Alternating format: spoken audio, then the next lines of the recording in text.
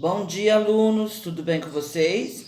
Vamos lá começar nossa quarta-feira bem animado, né? Com feriadinho aí na quinta-feira, na sexta-feira com recesso, depois retornaremos só na segunda-feira, né? Então vamos aproveitar a nossa quarta-feira com muita vontade de aprender, de conhecer, certo? Que dia é hoje mesmo do mês?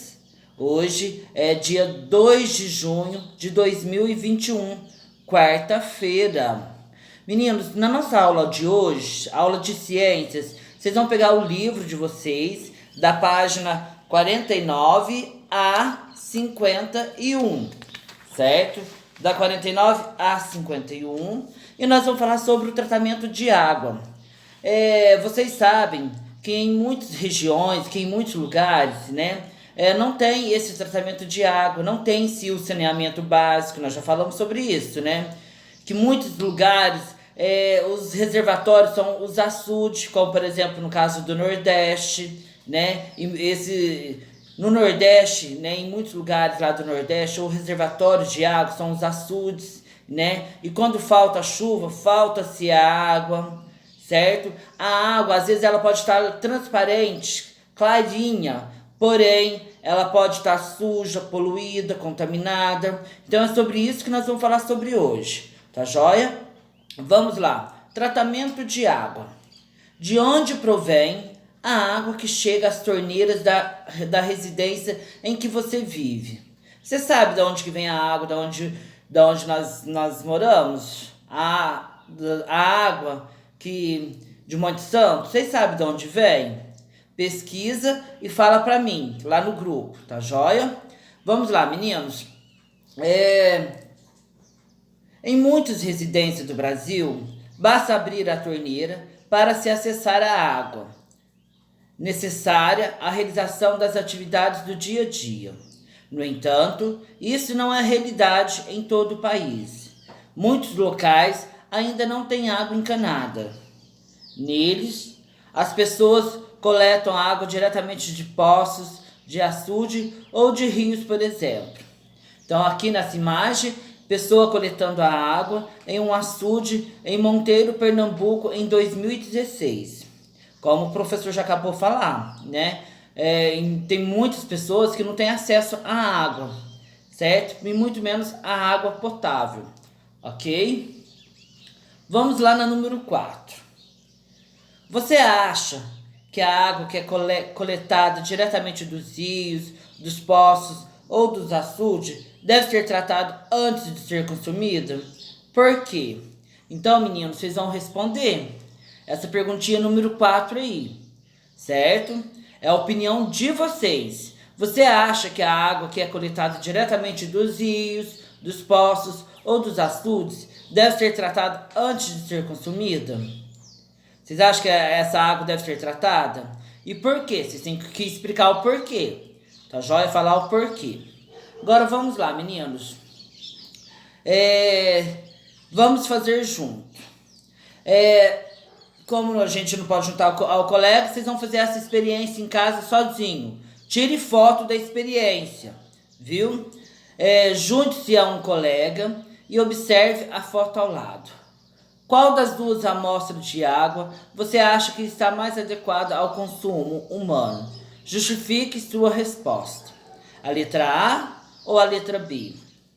Sabendo-se que as duas amostras de água foram coletadas no mesmo local, o que você acha que alterou as características da água de uma amostra para outra? Então, para vocês responderem, certo? Meninos, agora nós vamos falar sobre a água. A água que utilizamos em nosso dia a dia geralmente é obtida de fontes de água como rios e reservas de água subterrânea. Essa água pode conter substâncias que prejudicam a nossa saúde, além de agentes causadores de doença. Por isso, a água obtida do ambiente deve passar por um tratamento antes de ser consumida pelo ser humano. Esse tratamento é realizado nas estações tratamento de água, entre parênteses, ETAs.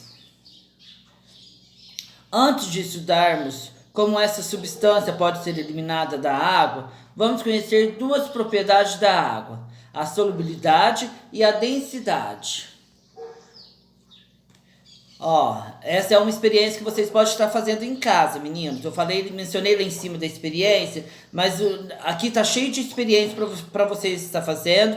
E depois eu vou estar mandando um vídeo também, tá joia? Para complementar a nossa aula. Presta atenção. Felipe foi a uma consulta médica, pois estava com diarreia e vômito. Ele foi diagnosticado com desidratação. O médico indicou a Felipe a ingestão de soro caseiro. Para isso, o médico deu à mãe dele uma colher padrão e a orientou sobre como preparar esse soro. Veja abaixo. Adicione 2 medidas padrão de açúcar em um copo com 200 ml de água. Adicione uma medida padrão de sal. Misture bem a água, o sal e o açúcar. Olha aí para vocês verem, ó.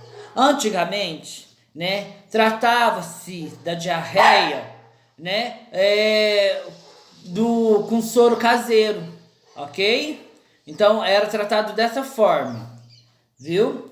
Então, vamos lá. Número 5. Ao observar a foto acima, é possível identificar visualmente a presença do sal e do açúcar que foram adicionados à água. Por quê? A água é capaz de dissolver diversas substâncias sólidas, líquidas e gasosas. Ela é chamada solvente universal. No entanto, algumas substâncias, como o óleo, não se dissolvem na água. São chamadas substância insolúvel, né? Então, meninos, vocês podem estar fazendo essa experiência de colocar o óleo na água para vocês verem que a água desce e o óleo sobe, né? Esse momento é chamado de quê? De densidade, né? Substâncias insolúveis, ok? Vamos lá.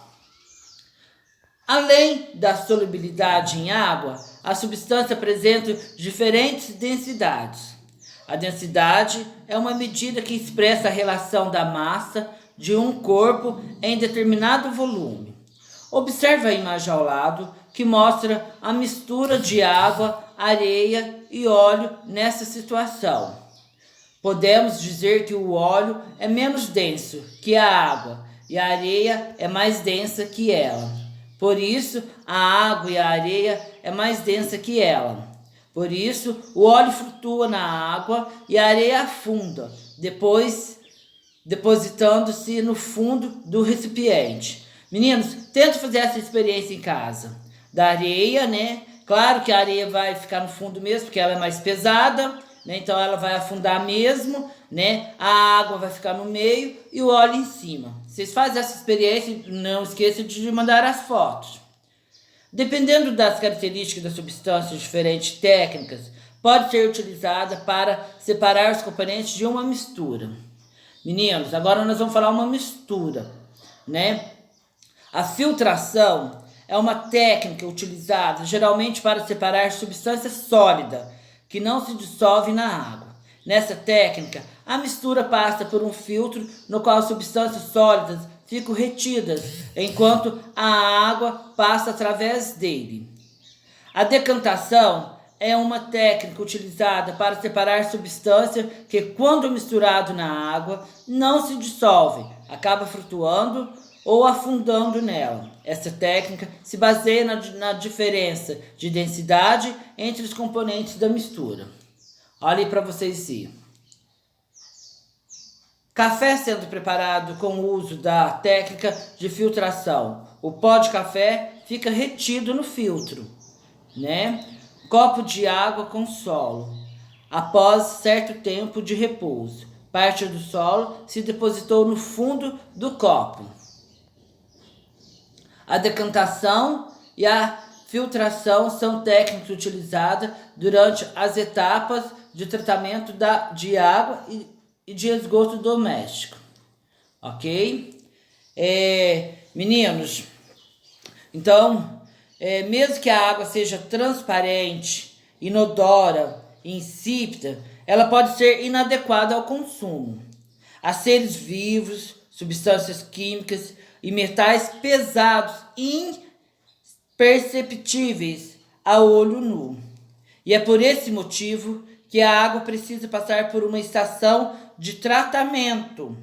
Mesmo após sair das estações de tratamento, a água pode ser novamente contaminada por causa das tubulações antigas, que contêm infiltrações, motivo pelo qual ela deve receber um tratamento caseiro antes do consumo, certo?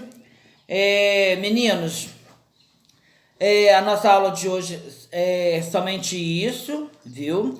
Que vocês possam ter um excelente feriado, um bom final de semana.